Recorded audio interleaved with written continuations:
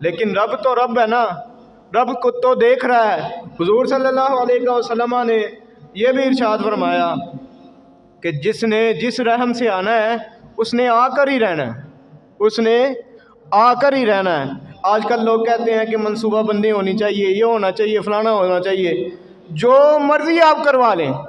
حضور نے جب فرما دیا کہ جس نے جس رحم سے آنا ہے اس نے آ کر ہی رہنا ہے، اس کو کوئی روک نہیں سکتا۔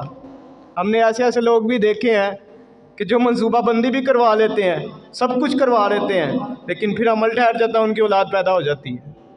تو یہ فرمان رسول کی صداقت ہے کہ جو رسول کریم نے ارشاد فرمایا کہ جس نے جس رحم سے آنا ہے اس نے آ کر ہی رہنا ہے، اس کو کوئی روک نہیں سکتا۔ تو یہ صداقت کا اظہار ہے کہ کوئی بندہ منصوبہ بندی بھی کروا لیتا ہے لیکن پھر اولاد بھی ہو جاتی ہے۔